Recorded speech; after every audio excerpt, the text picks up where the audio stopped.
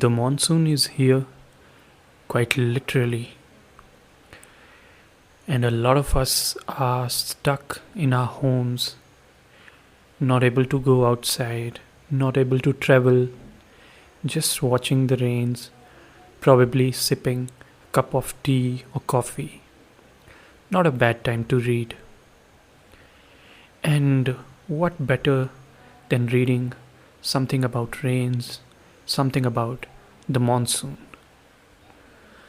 So, I'm going to talk about a few books on monsoon which you can read and you should read this rainy season. The first one is quite a popular one, and I'm sure some of you would have read the book. It's called Chasing the Monsoon by Alexander Frater. The author is well known for his travel writings, and of course, he's traveled quite a lot.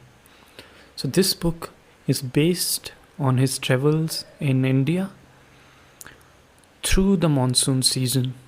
And he starts from Kerala, where monsoons first arrive every year, and then he ends the journey in Cherrapunji, which is one of the highest rainfall receiving places on earth. He took this journey in 1987 and the book was published in 1990. It's a 2-month long journey from Kerala to Cherrapunji, and he describes it wonderfully. And while he's traveling, he's also recollecting his own life, he's sharing his life experiences. So there are kind of two parallel stories going on.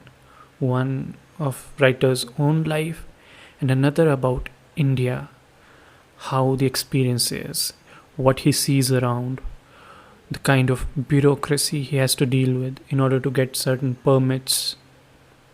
So some of it gets really funny, and traveling in India, as you would know, is often quite funny.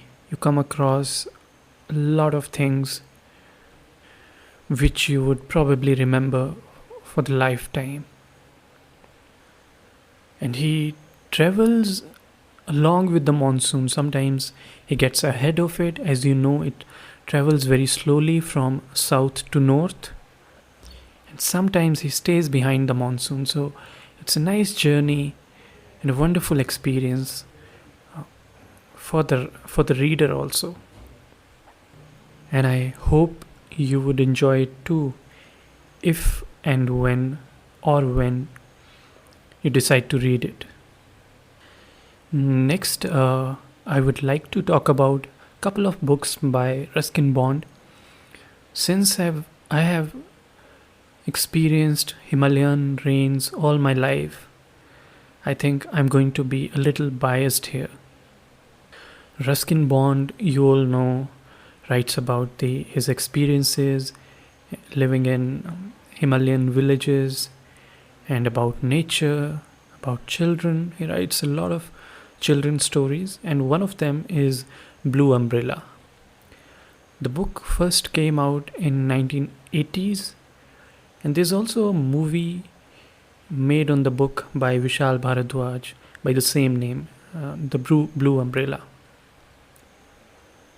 It's a very small book and mostly written for children, but even adults can enjoy it. Yeah, if you're familiar with Ruskin Bond's writings, it's always meant for children, but a lot of adults also enjoy that.